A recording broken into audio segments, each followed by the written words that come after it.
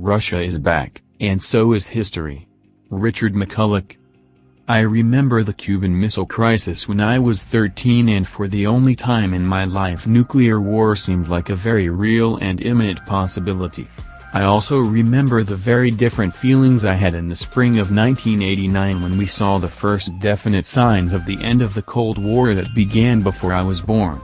I remember expressing the hope that with the external distraction of the Cold War that had so engaged the thoughts, passions and energies of potential pro-whites, white here meaning European, for so long coming to an end, our people would finally refocus their attention on the much more dangerous internal enemy. I also allowed myself to hope that Russia would join us in a pan-European Grand Alliance. Alas, that hope was not to be. Within the next several years the Soviet Union not only collapsed politically, but the Russian successor state also suffered an economic collapse, largely engineered and exploited by US and Russian Jewish actors, that wreaked more havoc and suffering on the people than the Great Depression of the 1930s did upon the United States, causing the Russian people to feel that the friendship and trust they had extended to America had been betrayed. This was followed by betrayal in international relations, as the assurances given by Western leaders that they would not take advantage of Russia's weakness to expand the anti-Russian NATO alliance eastward was repeatedly violated, and subversive Western NGOs worked to promote color revolutions and regime change in several of the successor states, most notably and faithfully with the US-engineered anti-Russian coup in Ukraine in February 2014, when Russian President Vladimir Putin finally offered resistance and pushed back by annexing Crimea and supporting breakaway states in the Donbass. In the quarter-century since 1989, and especially after the breakup of the Soviet Union in 1991, the United States had enjoyed the so-called unipolar moment, a period of military dominance and effective global hegemony, that lasted without noteworthy challenge until at least the Georgian-Ossetian conflict of August 2008. One could even describe this period as a Pax Americana except for the numerous military campaigns, nearly all conducted by the United States and its allies, that made it far from peaceful. Near the beginning of this epoch Francis Fukuyama heralded it with his much-celebrated book The End of History and the Last Man, 1992, in which he maintained the world had evolved institutionally into a final human state of perpetual peace based on universal liberal democracy. Samuel P. Huntington's The Clash of Civilizations, 1996, and prominent neocon Robert Kagan's The Return of History and the End of Dreams, 2008, countered Fukuyama's thesis, largely based on the continued existence of authoritarian and autocratic governments, but it still enjoyed broad acceptance. During this period, it was as if, as far as the West was concerned, Russia had exited the stage of history as an independent actor, and its interests and capabilities were generally ignored or dismissed as inconsequential. As a result, during this period, it seemed that events at the scale of Ossetia in 2008 and Crimea in 2014 were not sufficient to categorically refute the end of history idea. But with Russia's current invasion or special military operation in Ukraine there can no longer be any doubt or denial. History is definitely back, and in a very big way, in fact roaring back, and Russia is back with it as an independent actor of the first rank on history's stage, shocking those who had remained so unwise as to continue to dismiss them. International relations can be likened to a game of 3D chess. In this great game Putin, in the finest Russian tradition, or like Mr. Spock in Star Trek, is a grand master. I don't believe the chess players in the U.S. State Department, such as Victoria Nuland, wife of the Robert Kagan mentioned above, and the other neocons who are at the helm, are quite at Putin's level, but they had the great advantage of being able to make a series of aggressive moves, for example, the series of NATO expansions and the 2014 Ukraine coup, before Putin was able, that is, was strong enough, to make a counterplay in response. By comparison, the general run of media journalists, Commentators and even supposed analysts are tiddlywinks players. International relations occur and need to be seen and analyzed at different levels similar to the different levels of military affairs. In this context we can skip the lowest or tactical level. The level above the tactical is the operational level, and above this is the strategic level. Seen only from the operational level, the Russian special operation in Ukraine is an offensive or aggressive move, initiating the use of military force. But in strategic terms, seen from the perspective of the higher strategic level, it is a defensive move in reaction or response to a series of strategically offensive moves by the United States and NATO to turn Ukraine into what Putin regards as an existential threat to Russian security and independence.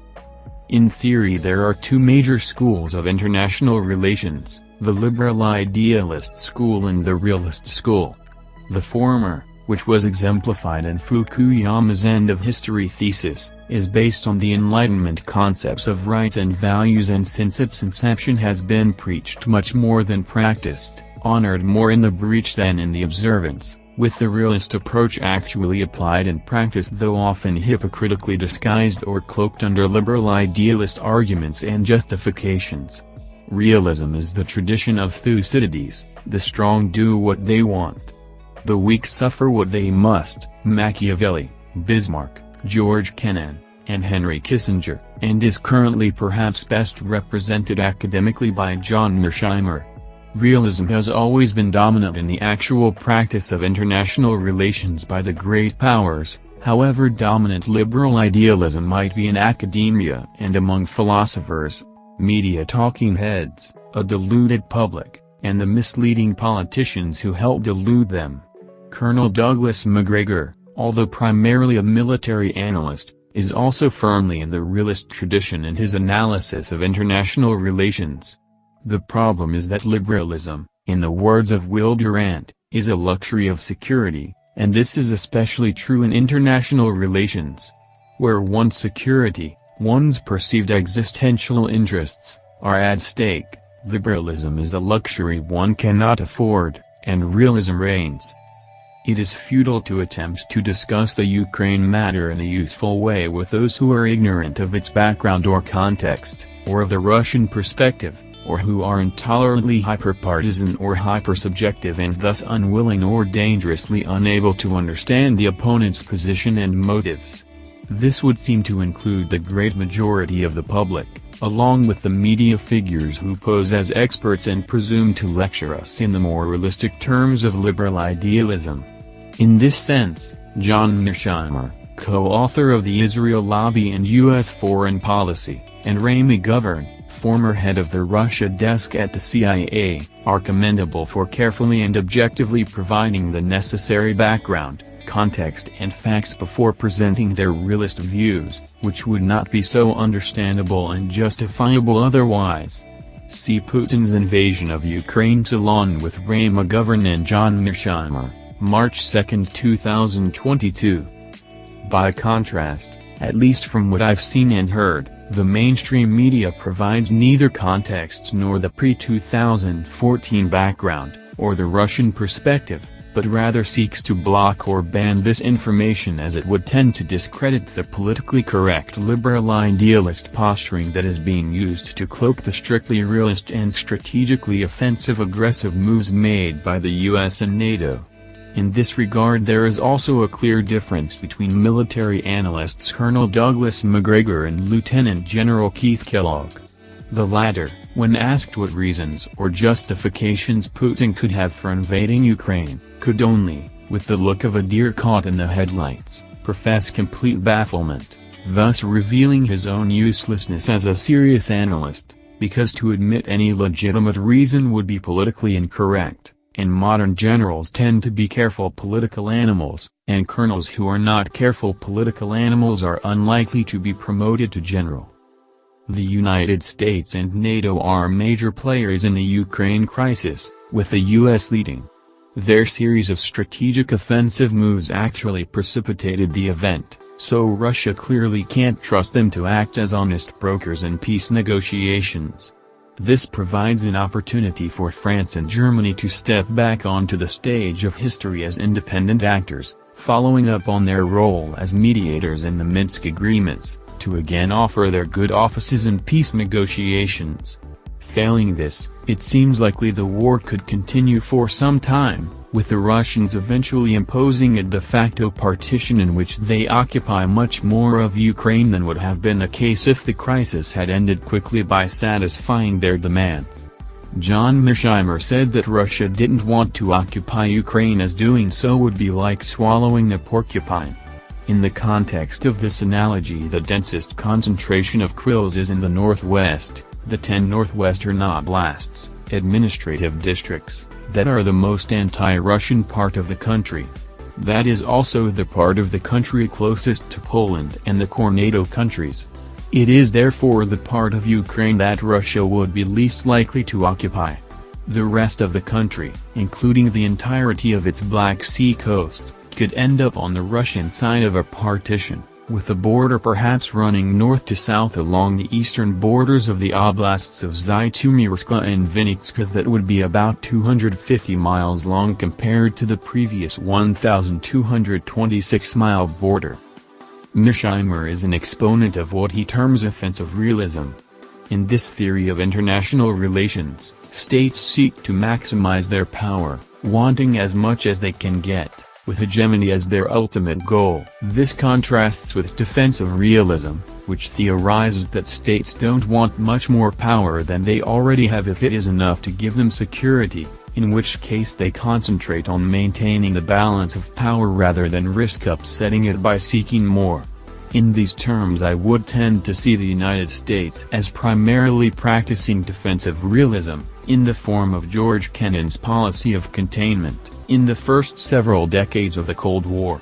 Then, during the Reagan era and the rise of the neocons, there was a shift in the direction of offensive realism, with this going into overdrive after the breakup of the Soviet Union, when it enjoyed the unipolar moment as the world's sole superpower and sought to prevent the rise of any challenger to peer status.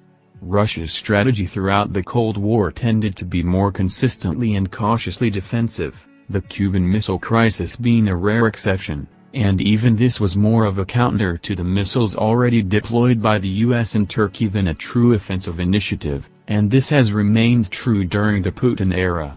In the nuclear arms race, the US took the initiative, with the Russians following well behind and trying to catch up, not finally achieving parity until the beginning of the 1970s.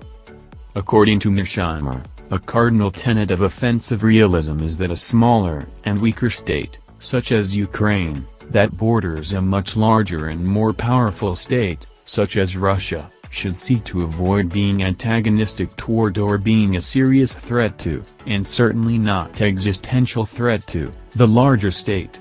In this situation, Ukraine is an abject lesson that should be a warning to others, as it persistently violated this tenet, whether by its own folly or as a US puppet being led down the primrose path, for although it was not capable of posing a serious threat to Russia in itself, it was capable of being such a threat if they became a host and a platform for US and NATO offensive power, a process which was already long underway even though it had not yet become a NATO member. The tenets of offensive realism have lessons for pro-whites that apply not only to international relations but also to the dynamics of the relations between different races and ethnic groups with conflicting interests in a multiracial society. Seen in the context of realist international relations, the small ethno-state or secessionist concept is clearly not a credible option, as its independence and even existence would be under constant threat from more powerful hostile actors. This means that the national premise or grand partition ethno-state concept, with the European successor ethno-state remaining in the first rank of global powers, is the only credible option for European racial preservation and independence in realist terms.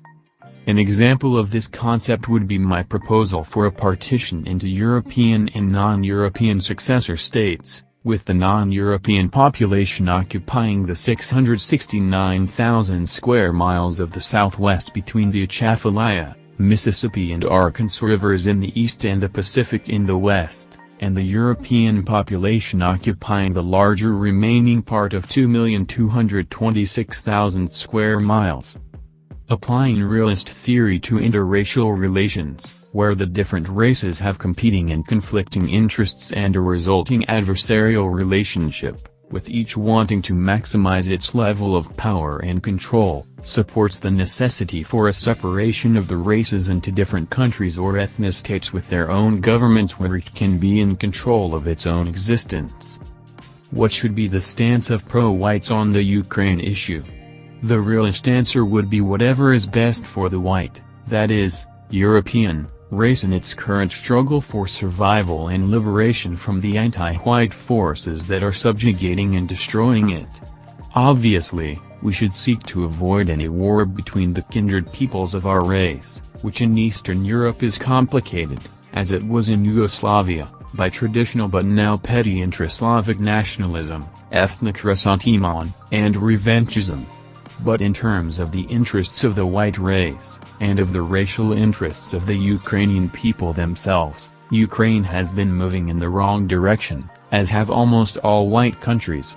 It has been following, or been put on, a westernizing course, which now unfortunately means an anti-white course, for the West is now dominated by anti-white forces which have turned it against the white race, promoting white racial replacement and the global homogenization program, Globalismo, of multiracialism and John Lennon's Imagine, and will remain so unless and until its subjugated white populations, long ensnared in a kumbaya delusion, somehow assert their racial interests and liberate themselves. Russia, in stark contrast, has been the only major white state with both the power and the will to resist the anti-white tide, with Hungary being a minor white state which has also showed admirable resistance to the extent its lesser power allows it to do so. This makes Russia far more important to the interests of the white race than it has ever been before. Indeed, unless whites in the West do liberate themselves, Russia may become the last remaining major white state upon which all hope for any white future, however tragically diminished, will depend. But to fulfill that hope and remain independent of globalist control and the New World Order, Russia must have security and freedom of action. As Russian Foreign Minister Sergei Lavrov explained in a March 19 interview, the West did not want equal cooperation and, as we can now see, has kept true to the will and testament of Zbigniew Brzezinski, who said that Ukraine should not be allowed to side with Russia. With Ukraine, Russia is a great power, while without Ukraine, it is a regional player. So what is at stake here is not just Ukraine but something much bigger, the power and independence of Russia and its ability to stand against the anti-white tide led by the anti-white dominated United States. The Polish-born and deeply anti-Russian Brzezinski, 1928–2017, a grandmaster of the neocons, authored The Grand Chessboard, American Primacy and Its Geostrategic Imperatives, 1998, described as follows in the Amazon blurb for the updated 2016 edition. In The Grand Chessboard, renowned geostrategist Zbigniew Brzezinski delivers a brutally honest and provocative vision for American preeminence in the 21st century. The task facing the United States, he argues, is to become the sole political arbiter in Eurasian lands and to prevent the emergence of any rival power threatening our material and diplomatic interests. The Eurasian landmass, home to the greatest part of the globe's population, natural resources, and economic activity, is the grand chessboard on which America's supremacy will be ratified and challenged in the years to come. In this landmark work of public policy and political science, Brzezinski outlines a groundbreaking and powerful blueprint for America's vital interests in the modern world. Since 1965, the United States has been an effectively anti-white country in the most profound, meaningful and ultimate sense of the concept. It has been against the most vital, life-essential, and existential interests, the interests involving the conditions required for its continued existence and control of its own existence, of the white race, and it has set on an anti-white course culminating in wide racial dispossession, subjugation, replacement and destruction.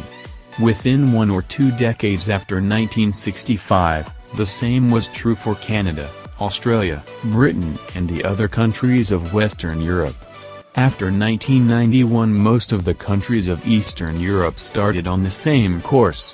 What Foreign Minister Lavrov said in a March 18 interview on Russia Today about Ukrainian cultural distortion and brainwashing since circa 1991, promoted by Western governments and NGOs, can be multiplied by an order of magnitude for the US and the other Western countries. The United States' desire to come back to a unipolar world, to take the melting pot concept from the United States soil and to make a melting pot of the entire world, and they will do the melting. The efforts of our Western colleagues are to make Ukraine Russophobic and an anti-Russian instrument, anti-Russia. For the anti-white forces in control of the West, with the globalists and neocons in control of U.S. foreign policy, the ultimate goal, what they mean by the New World Order, is an anti-white, that is, a post-to-white existence and independence, global unipolar system, exercised through the U.S. acting as global hegemon. To reach that goal, the true end of history and end of any hope for white survival, they must first eliminate any white obstacles in their path. Putin has made Russia the foremost of those white obstacles, the one most capable of effective opposition. So they must pacify and subjugate Russia and bring it to heel, preferably through subversion and regime change, thus removing Russia as an independent actor from the stage of history and making it as subservient to U.S. will as Germany, France or Poland. Pro-whites seek a collaborative relationship with Russia as part of a pan-European Grand Alliance. Anti-whites seek it by Russian subjugation to the Pax Americana. That is offensive realism with a vengeance. Unfortunately for pro-whites, the return of Russia and history includes the return of the external distraction from the far greater internal threats to our racial independence and survival. Indeed, that external distraction has also returned with a vengeance, serving the interests of the anti-white forces so well that one could almost suspect they wanted and intended this to happen. The conservatives who had rightly come to view Facebook and Twitter as enemies after their censorial banning of conservatives and subversive intentions and actions were made clear, actually banning pro-Russian speech, now rush to their defense when that same behavior in Russia caused Putin to reply in kind and ban the banners and subverters. Our task, as always, requires our primary focus and attention to the internal threat that is destroying us. Russia and history are both back in action, and so is the external distraction, as they were before 1991. The internal threat we face now is the same we faced then, only much larger and more developed. The history we need to make is in our own countries. The conflict we face at home is far more dangerous to us than any that might threaten us from afar, so we should not go abroad to seek conflict but commit ourselves fully to winning the conflict at home. That is the epic historical victory we seek. The continued existence and independence of our race depends on it. Russia is back, and so is history. Richard McCulloch.